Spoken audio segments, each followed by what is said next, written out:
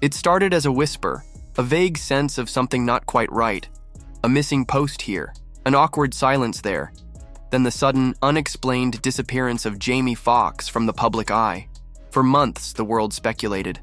A mysterious medical emergency, rumors of stroke or poisoning, cryptic social media posts, and close friends who suddenly stopped speaking publicly about him. Then came the eerie quiet, a void filled with only speculation. Until now, because Jamie Foxx didn't just return to the spotlight, he stepped into the courtroom, under oath, and shattered that silence, in a moment now being called one of the most explosive testimonies in recent legal history. Foxx testified in the federal trial of Sean "Diddy" Combs, and what he revealed didn't just make headlines, it reshaped everything the public thought it knew about Diddy, about the industry, and about the culture of silence that's protected powerful men for decades. Jamie Foxx, wearing a black tailored suit, steady in his voice but visibly trembling in his hands, began with a statement that immediately stunned the courtroom. This wasn't a health scare.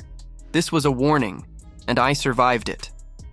According to Foxx, his so-called medical emergency wasn't caused by a virus, vaccine, or any naturally occurring illness.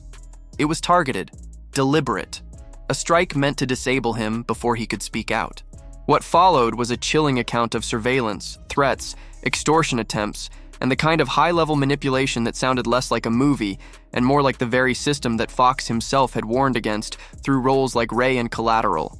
Only this time there were no scripts, only the raw, unvarnished truth.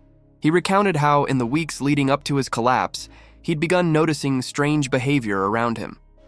The same black SUV parked outside his hotel in 3 different cities. A confrontation on set with an unfamiliar man demanding $35,000 to keep footage Jamie never even saw, from going public. They said it would ruin me, he told the jury, but I knew who sent them. After that incident, Foxx said anonymous texts began pouring in. Some said, "Don't forget who made you." Others warned, "You've seen too much." He tried to brush it off as a prank until his assistant received an email that referenced his daughter by name and the exact school she attended. That was the breaking point. "That's when I told my people," Foxx said. "If anything happens to me, don't call it an accident. And if I go down, make sure the truth doesn't." Then came the morning he collapsed. Foxx described waking up with intense pressure in his chest and neck, slurred speech, and the inability to move. One side of his body. He was rushed to the hospital where doctors believed he'd suffered a neurological event, possibly a stroke or seizure. But tests were inconclusive, and Foxx wasn't convinced. "I knew it wasn't natural," he said. "I knew my body. And this wasn't my body failing me. It was someone trying to shut it down." In the days that followed, even stranger things began happening. His phone went missing from the hospital. So did his personal journal. His home security footage from the night before the collapse was mysteriously wiped. "It was like I died," he said quietly. And maybe that was the goal. But Foxx didn't stop there. He named names. Specifically, Sean "Diddy" Combs. He told the courtroom that over the years, Diddy had invited him to numerous private events. At first, just glitzy gatherings for the industry elite. But as time passed, the parties grew darker, more secretive. No phones, always NDAs. But not just about what you saw, about who was there and who was with who. Foxx described backrooms, velvet curtains, security guards guiding guests to unknown destinations, and people, some famous, others powerful but unfamiliar, engaging in behavior they'd never want made public. "I saw athletes, actors, politicians, and they were doing things that would ruin them if the world knew." He insisted he never participated, but he said that was the problem. When you don't play the game, you become a threat. In 2022, after declining yet another party invitation, he says someone from Diddy's circle warned him, "You acting brand new. You forgetting who helped you out early on." That's when the intimidation began. Foxx went further, naming people he believed had been similarly silenced. People like Kim Porter, Diddy's ex and the mother of his children, who died unexpectedly in 2018. Foxx told the court Kim had pulled him aside at a private event months before her death and said, "Be careful who you trust. There are people watching us." She had been planning to speak to a journalist, he said. "She told me she saw too much and she was tired of being quiet." Then suddenly she was gone. Foxx also spoke of others. Heavy D, Andre Harrell, and even Al B. Sure, Kim's former partner, who had publicly stated he believed she was murdered. Foxx claimed Al reached out after Kim's death, saying his house had been tampered with and that he felt like someone was watching him breathe. And then Foxx mentioned something darker, a night in Beverly Hills 2022. He'd been invited to a gathering, told it would just be music and drinks.